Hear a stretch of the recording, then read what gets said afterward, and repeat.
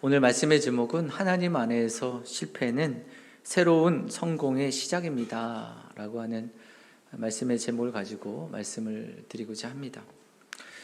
우리가 유명한 그 정신과 의사이자 작가인 스카펙이 그의 책에서 이렇게 이야기를 하고 있습니다. 삶은 고해이다 라고 합니다. 고통의 바다라는 것이죠. 이것은 위대한 진리이다. 다시 말하면 이 세상에서 가장 위대한 진리 중에 하나이다. 이것이 위대한 진리인 까닭은 진정으로 그 진리를 깨닫게 되면 그것을 뛰어넘을 수 있기 때문이다. 진정으로 삶이 힘들다는 것을 알게 되면, 즉 진정으로 그 사실을 이해하고 받아들이면 삶은 더 이상 힘들지 않게 된다.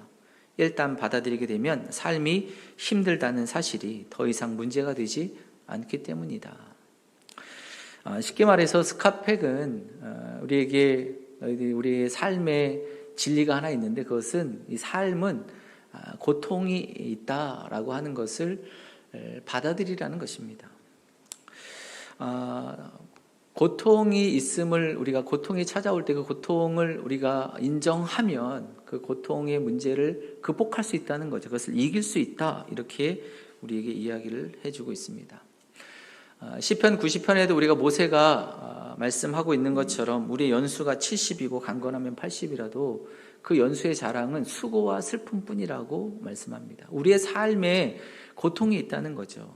그리고 아픔이 있다는 것을 우리가 인정하기를 원하고 있습니다. 문제는 우리가 문제를 만나게 될 때 그 문제를 만나고 그 문제를 두려워하거나 또 그 문제를 피하려고 하면, 그 문제를 무시하고 그 문제를 또 잊어버리려고 하면 오히려 더 큰 문제가 우리 안에 다가옵니다. 여러분, 그 문제를 잊어버리기 위해서 또 술을 먹기도 하고 또 뭐 약물을 복용하기도 하고 하면 그 문제를 우리가 풀 수 없죠. 문제를 만나면 그 문제를 직면하고 그 문제를 풀려고 해야 합니다. 그럴 때 우리가 그 문제를 뛰어넘을 수 있는 것입니다. 그러게 여러분, 문제는요, 해결되지, 우리의 문제를 그냥 잊어버리고 또 그 문제를 피하려고 하면 그 문제를 해결할 수 없고 고통은 더 가중되게 되어 있는 것이죠. 우리에게 고통을 가져다 주는 것 가운데 하나는 실패입니다. 우리가 실수해서 실패하든 아니면 외부적인 요인으로 인해서 실패하든 우리는 실패를 경험하게 되어 있습니다. 실패를 경험하지 않는 사람은 한 사람도 없을 것입니다. 중요한 것은 우리가 실패가 다가올 때 어떻게 그 실패를 대할 것인가, 태도에 달려 있는 거죠. 어떻게 그 실패를 대할 것인가.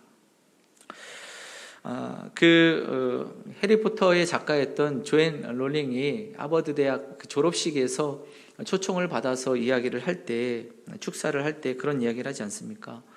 학생들, 여러분들은 실패에 대해서 익숙하지 않을 것입니다.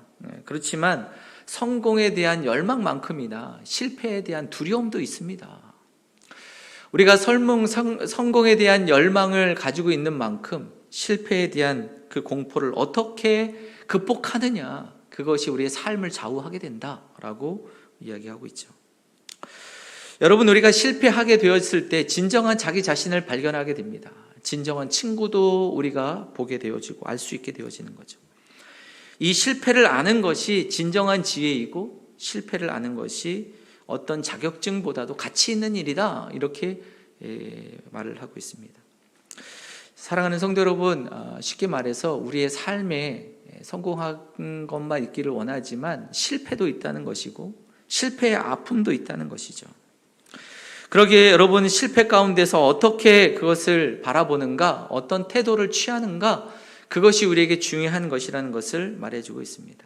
사랑하는 성도 여러분, 우리가 실패할 때 포기하지 않고 다시 한번 시도하시고 다시 한번 일어나시는 믿음의 성도들이 되시기를 간절히 바랍니다. 실패가 찾아오게 될 때 우리의 가슴이 참 먹먹하고 또 낙심이 되고 절망이 찾아옵니다. 노력했음에도 불구하고 실패하게 되어질 때 모든 것들을 다 포기하고 싶은 마음이 우리 안에 들기도 하죠. 하지만 우리가 실패 속에서, 그래, 내 지혜가 좀 부족했구나, 또 내 노력이 좀 부족했구나 라고 하는 것을 우리가 다시 한번 생각하고, 그 한 번의 실패가 우리의 인생 전체의 실패가 결코 아니라는 것을 우리가 다시 한번 생각하고, 실패 속에서 또 순간 우리의 모든 삶의 어려움 속에서 그것을 또 극복하고 견디고 다시 시작할 수 있는 믿음의 성도들이 되시고, 그 실패를 통해서 다시 아름다운 결과를 만들어내시는 믿음의 백성들이 되시기를 간절히 축복합니다. 우리가 인생을 이야기할 때 차를 타고 가는 운전자와 같다고도 이야기하지 않습니까? 가는 길에 늘 초록불만 들어와서 싱싱 달리기도 하지만 빨간불 들어오고 멈추어 설 때가 있는 것이죠. 여러분, 우리가 차를 몰고 가면서 빨간불 들어왔다고 낙심하지 않습니다. 좌절하지 않습니다. 왜냐하면 기다리면 다시 초록불이 들어올 것을 알기 때문이죠.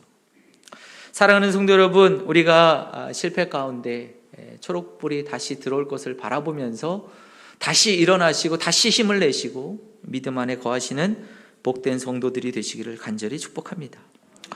오늘 말씀을 보게 되면 사도 바울과 또 아굴라와 브리스길라 부부가 오늘 만나는 그 이야기를 오늘 말씀해 주고 있습니다. 오늘 이들이 만나게 되어지는 그 배경을 보게 되면 실패 속에서 만나게 됩니다.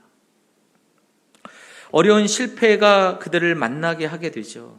바울은 아데네에서 복음을 전하다가 쉽지 않은 곳이었지만 몇 명의 사람들에게 복음을 전하고 또 복음을 영접하고, 유대인들의 박해가 심하기 때문에 그곳에 교회를 세울 수가 없었습니다. 그래서 옮겨왔던 곳이 고린도입니다. 고린도의 도시로 오게 되죠.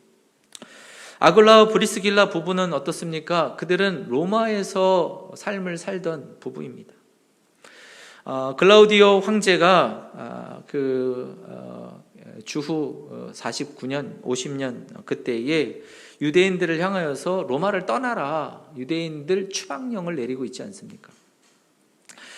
당시에 로마에는 약 한 2만 명의 유대인들이 살고 있었습니다. 그런데 어느 날 갑자기 그 도시를 떠나라고 명령을 내리는 것입니다.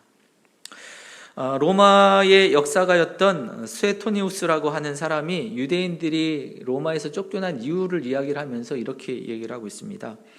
유대인들 가운데 크레스투스라고 하는 그 사람이 유대인들을 선동을 하고 또 그들을 그 독립 운동을 위해서 선동하면서 그들이 끊임없이 폭동을 일으켰다는 것입니다. 그래서 유대인들을 추방하게 되어지는 것이죠. 그런데 그 부분을 이제 두 가지로 해석합니다. 크레스투스라고 하는 그 이름, 진짜 유대인 가운데 한 사람이 선동을 하고 독립운동을 하면서 폭동을 일으켰기 때문이라고 이야기하는 분들도 있고, 또 두 번째는 이름이 여러분 그리스도와 비슷하지 않습니까? 그래서 유대인들이 그리스도교를 핍박을 하면서 이들과 함께 마찰을 벌이면서 계속해서 문제를, 종교적인 문제, 사회적인 문제가 계속 발견되니 유대인들을 추방하게 된 것이다, 이렇게 이야기를 합니다. 여러분, 어쨌든 간에 어느 날 갑자기 유대인들은 그들이 가지고 있었던 모든 사회적인 기반, 그들이 경제적인 기반을 다 내어놓고 그 도시를 떠날 수밖에 없는 황당한 상황이 벌어지게 된 것입니다. 당황스럽죠. 여러분, 지금 우리가 코로나19로 인해서 참 이민을 가셨던 분들 가운데 참 어려움을 겪는 분들이 있지 않습니까? 오랜 시간 동안, 몇십 년 동안 자리를 잡아왔지만 그것 때문에 한국으로 그냥 어쩔 수 없이 그 가방 하나 들고 들어올 수밖에 없는 그런 상황들을 맞이하시는 분들은 얼마나 난감한 일입니까? 지금도 여러분 2년이라고 하는 그 시간 동안 그 코로나19 팬데믹 상황으로 인해서 자영업자들이 힘들다고 아우성을 치고 있고, 또 얼마 전에 그것을 비관하고 또 자살하신 분도 있게 됩니다. 참으로 아픈 일들이죠. 여러분, 그 아굴라와 브리스길라, 그들은 그의 삶의 터전을 놓고 그곳으로부터 떠나야만 했습니다. 여러분, 아굴라는 유대인이기 때문에 이제 추방령에 의해서 떠나게 되지만 사실 브리스길라는 로마의 시민권을 가지고 있는 여인입니다. 그녀가 어느 민족인지 정확하게 나오지는 않지만 아마도 로마 귀족 가문의 브리스가 집안과 관련이 있을 것이다, 이렇게 이야기를 하고 있습니다. 그 바울은요 항상 그 브리스길라를 이야기할 때 브리스가라고 하면서 예의를 갖춰서 불렀습니다. 그것은 그녀가 뭐 로마의 그 귀족 가문이기 때문이기도 하고, 또 아니면 또 교회 안에서 큰 역할들을 감당하는 여인이기 때문에 그렇게 불렀을 것이라고 이야기를 하고 있습니다. 어쨌든 신약 성경 말씀에 보게 되면 바울 서신에 보면 아굴라보다 브리스길라를 더 앞에 쓰고 있거든요. 그만큼 그 여인이 또한 얼마나 또 교회 안에서 영향력을 행하며 또 큰 역할을 감당해 왔는지를 잘 암시하고 있습니다. 여러분, 로마에서 아굴라는요 그 천막을 만드는 기술을 가지고 있습니다. 천막 만드는 기술자죠. 로마의 귀족 가문인 브리스길라와 결혼을 해서 공동으로 천막을 제조하고 또 가죽을 수공하는 회사를 운영하고 있었습니다. 잘 나가는 가게 사장님 부부입니다. 여러분, 그 로마 제국의 수도가 로마 아닙니까? 로마에서 큰 가게를 운영하는, 또 잘 나가는 그 사업 아이템을 가지고 많은 그 군인, 로마 군인의 그 거래처를 가지고 납품하는 그 일을 감당하고 있었던 그 가게, 회사를 운영하고 있는 그 부부입니다. 어느 날 갑자기 쫓겨난 것이죠. 여러분, 공장이라고 하는 것이요, 또 사업이라는 것이 한 달, 한 두 달만 멈추어 서면요 어마어마한 손실을 보게 됩니다. 위기를 만나게 되죠. 그렇지만 그들이 그곳에서 떠나서 간 곳이 고린도였고, 그곳에서 사도 바울을 만나게 되어지는 것입니다. 바울도 천막을 만드는 기술을 가지고 있습니다. 유대인들은 오랜 시간부터 천막 만드는 기술을 가지고 있었기 때문에 그것이 가족을 통해서 또 흘러왔고, 바울도 그 기술을 가지고 또 생업을 위해서 그 일을 할 때 오늘 그 부부를 만나게 되지 않습니까? 사랑하는 성도 여러분, 아굴라와 브리스길라가 비록 그의 사업의 실패로 인해서 고린도에 오게 됐지만 그곳에서 누구를 만나는가? 바울을 만나고 있습니다. 그리고 바울을 만나서 그곳에서 회당에서 말씀을 듣고 주의 복음의 말씀을 듣고 예수님을 또 알게 되고 예수님을 영접하고 그리스도인이 되어지는 그 삶의 과정을 우리가 보게 되죠. 사랑하는 성도 여러분, 사람의 눈으로 보면 아굴라와 브리스길라는 참 힘든 시간을 보내고 있습니다. 실패의 시간들을 보냅니다. 지금 자리 잡고 있었던 모든 것들을 다 잃어버리고 새롭게 시작해야 되는 시간입니다. 하지만 그곳에서 새로운 만남을 하나님이 주셨습니다. 바울을 만나고 바울을 통해서 예수 그리스도를 영접하고 하나님의 사람, 예수 그리스도의 사람이 되었기 때문입니다. 바울은 이 두 사람을 통해서 그 교회를 세우게 됩니다. 고린도의 교회를 세우고요, 또 유럽의 선교를 행하는 든든한 기지로서의 교회가 세워지게 되어지는 것이죠. 여러분, 후에 보게 되면 이 아굴라와 브리스길라는 정말 바울을 돕는 믿음의 사람들이 됩니다. 그래서 선교의 사역을 행하는 하나님의 사역의 평신도 사역자로 아름다운 교회 일꾼으로, 하나님 나라의 일꾼으로 쓰임을 받게 되어지죠. 브리스길라, 아굴라, 그는 그 인생의 어려운 실패의 시간 속에서 그들이 받은 복이 있습니다. 그것은 무엇이냐면, 그것이 무엇입니까? 바울을 통해서 예수님을 만나는 거죠. 그들이 정말 그의 인생 속에서 예수님 안에 거하게 되는 것입니다. 그들은 어쩌면 예수님을 만나기 전에는 그의 삶의 사업이 인생의 중요한 가치였을 것입니다. 인생의 가치가 그거죠. 그러나 그가 예수님을 만나고 나서 그의 삶의 가치가 바뀌지 않습니까? 첫 번째가 예수 그리스도입니다. 하나님의 나라입니다. 그리고 이제 두 번째가 자기의 삶이죠. 우선순위가 바뀐 것입니다. 사랑하는 성도 여러분, 진정한 복이 무엇입니까? 사업이 잘 되는 것입니까? 성공하는 것입니까? 물론 그것도 참 중요한 일이지만 더 중요한 것은 우리가 주님 안에 거하는 것, 예수 안에 있는 것, 주님 안에 거하는 것이 가장 복인 줄로 믿습니다.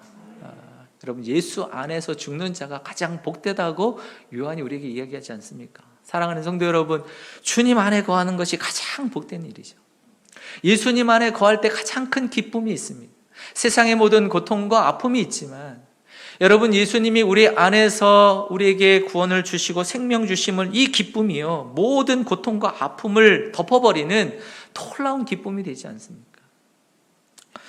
바울은 바울 서신에서 가장 많이 쓰는 단어 중에 하나가 예수 그리스도 안에서라는 말씀입니다. 그러니까 바울 서신에서 약 한 100번이나 100여 차례나 예수님 안에서 예수님 안에 거하라고 얘기하고 있습니다. 사랑하는 성도 여러분, 바울은 우리에게 복음을 전하면서 예수 안에서, 이것이 얼마나 중요한가, 예수 안에 거하는 것이 얼마나 중요한가, 끊임없이 그리스도 안에 거하라, 그리스도 안에 거하라, 주님의 말씀 안에 거하라, 주 안에서 살아가라고 권면을 하고 있습니다. 사랑하는 성도 여러분, 우리의 삶의 실패와 또 어려움 속에서 고난 가운데 있다 할지라도 여러분 주님 안에 거하시는 믿음의 성도들이 되시기를 간절히 축복합니다. 주님 안에 거하는 것입니다. 어렵더라도 주님 안에 거하는 거죠. 여러분, 우리가 내 실수로 또는 내가 또한 외부적인 상황으로 인해서 실패하든지 간에 주님 안에 거하는 것입니다. 이것을 놓치면 안 되죠. 여러분, 우리가 주님 안에 있을 때 때로는 우리가 어려운 길을 걸어가고 샛길로 걸어가고 또 우리의 인생의 길에서 벗어나기도 하지만 주님께서 말씀하시는 그 인도하심을 받고 또 다시 주님과 함께 걸어가는 그 인생의 방향을 주님이 알려주십니다. 주님이 우리를 안내하시는 것이죠. 주님의 인도하심을 받는 것이죠. 양은 목자의 음성을 안다고 했습니다.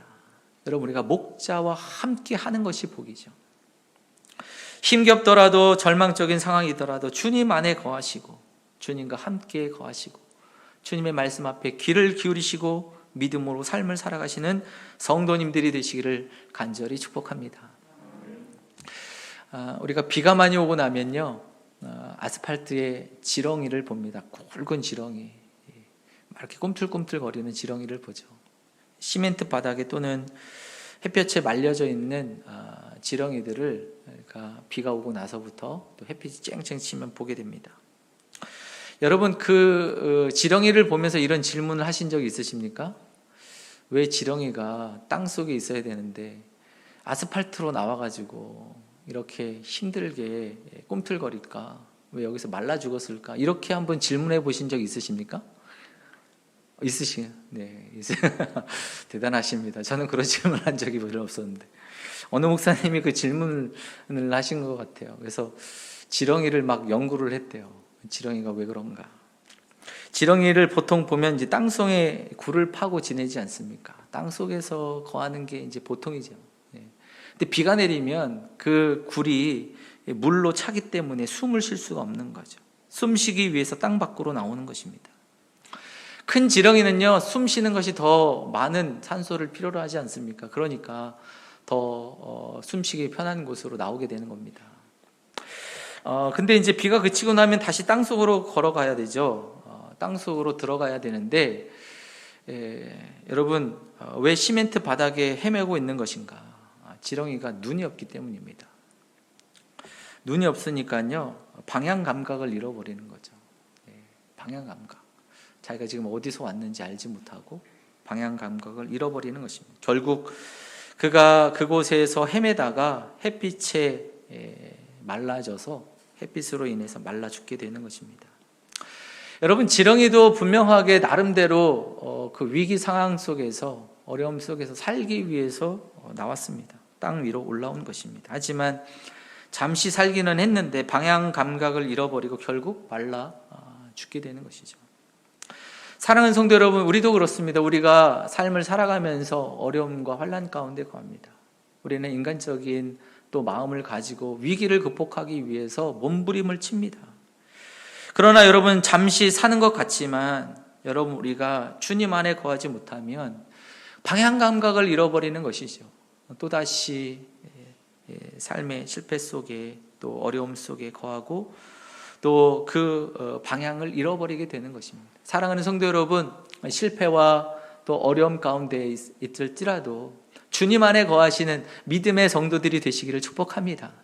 주님께서 우리를 이끄시는 그 방향으로 우리가 걸어가는 것이죠. 여러분, 요셉은요, 형들로 인해서 그의 인생 속에 위기가 찾아왔을 때 한 가지 놓치지 않는 것 하나 있습니다. 하나님 안에 거하는 것입니다. 주님 안에 거하는 것이죠. 그의 인생의 방향은 언제나 하나님의 말씀이었습니다.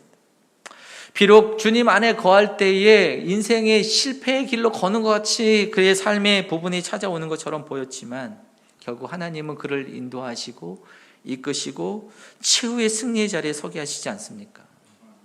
사랑하는 성도 여러분, 우리가 실패 속에, 어려움 속에 하나님의 안에 거하시는, 주님 안에 거하시는 믿음의 백성들이 되시기를 간절히 축복합니다. 한 회사가 그 경기의 불황으로 매출이 급감을 하고 위기에 처하자 모든 회사의 직원들이 참으로 희망을 잃어버리고 낙담을 하게 됩니다. 이러다가 우리 망하는 거 아니냐. 모든 사람들이 의욕을 잃어버렸습니다. 그때 사장님께서 손수건에 점 하나 딱 검은 점을 하나 찍고 그 직원들에게 보여줍니다. 무엇이 보이십니까? 무엇이 보이십니까? 그때 회사에 있는 모든 직원들이 말합니다. 예, 검은 점이 보입니다. 라고 사람들이 이야기를 했습니다. 그때 사장님이 담대하게 이야기를 하죠. 큰 소리로 이야기를 합니다. 검은 점만 보지 마십시오. 검은 점 주변에 더 큰 부분이 있지 않습니까? 흰색입니다. 흰색. 그 배경에 흰색이 더 많은 부분이 있지 않습니까? 여러분, 우리는 실패에 부딪히게 되면 대부분 실패에만 집중하게 됩니다. 그래서 낙심하고 또 좌절하고 우리의 마음이 무너지는 것이죠. 그 좌절의 늪에 빠져서 그 실패의 작은 점 때문에 무너져 내리기도 합니다.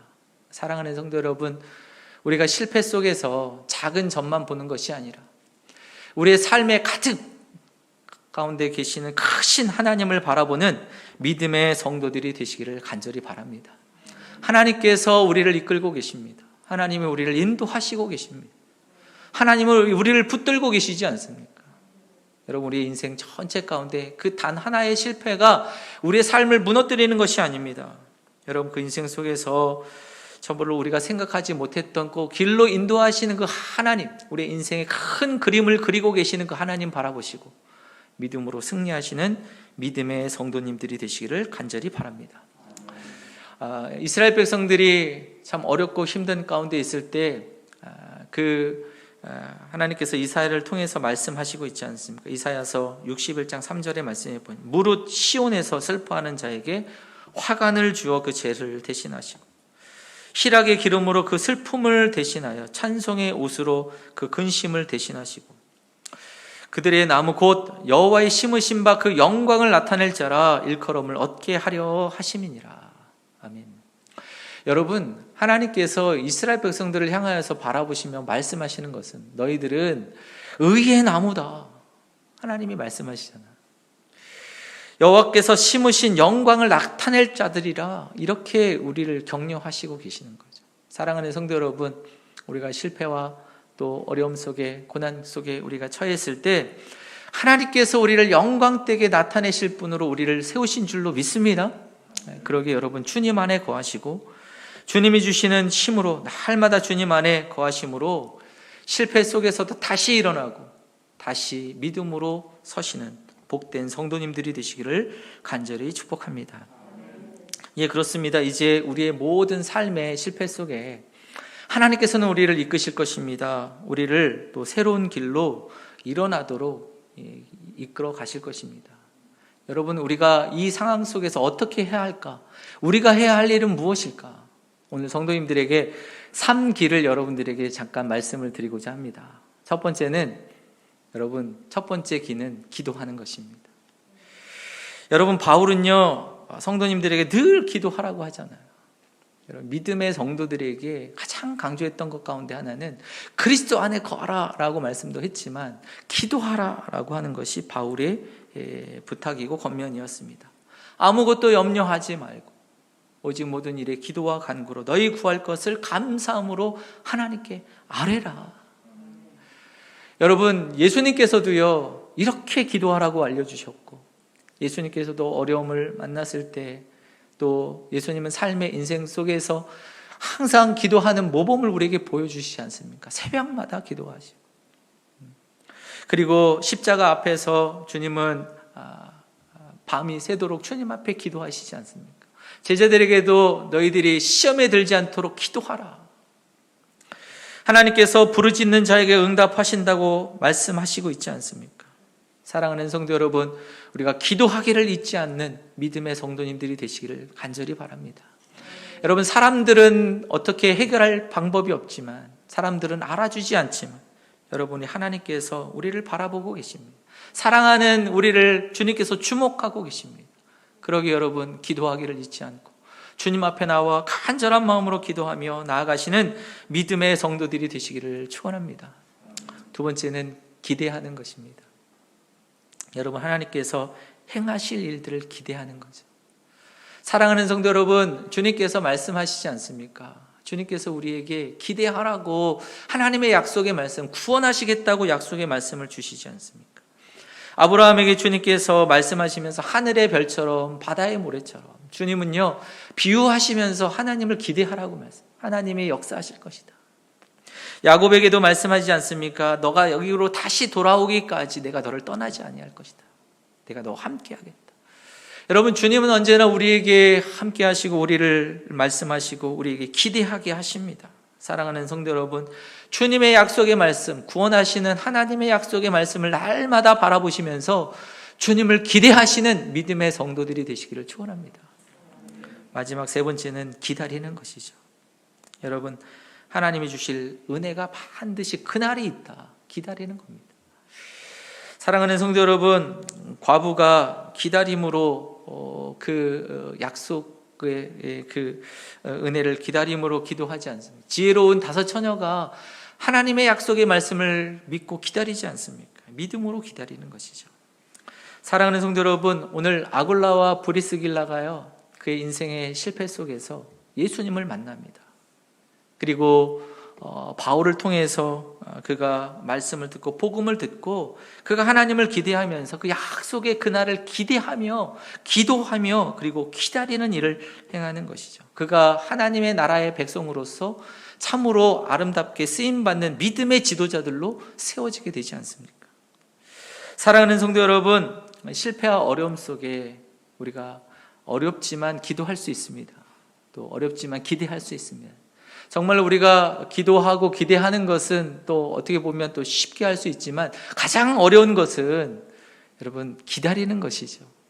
사랑하는 성도 여러분, 우리가 믿음의 사람은요 주님의 행하실 일들을 기다리는 사람이라고 하박국은 이야기했습니다. 사랑하는 성도 여러분, 우리가 힘들고 또 실패와 어려움 속에서 우리가 지치지 않고 주님의 말씀을 붙잡고 기도하며 기대하며 기다리며 주님의 그 사랑을 바라보며 나아가시는 복된 저와 여러분들이 되시기를 간절히 축복합니다. 함께 한번 기도하겠습니다. 사랑의 주님, 감사합니다. 참으로 힘들고 또 어렵고 또 우리의 상황 속에서 실패가 다가올 때 하나님, 우리가 낙심하거나 또한 좌절하거나 무너지지 않게 하여 주시옵소서. 하나님, 우리가 하나님을 바라보며 기도하는 사람들, 주님 안에 거하는 믿음의 백성들 되게 하여 주시고, 우리가 우리의 생각대로 움직여지는 것이 아니라 하나님의 약속의 말씀을 붙잡고 주님 주시는 마음으로 인생의 방향을 결정하며 나아갈 수 있는 믿음의 백성들 되게 하여 주시옵소서.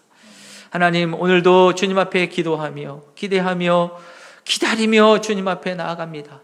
하나님께서 우리에게 또 베푸실 하나님의 은혜들을 또 부어주시고, 우리가 전혀 알지 못한 또 새로운 길을 주님께서 또 여시고, 하나님 앞에 아름답게 쓰임받는 믿음의 백성들, 하나님의 백성들로 주님 저희들을 이끌어 주시옵소서.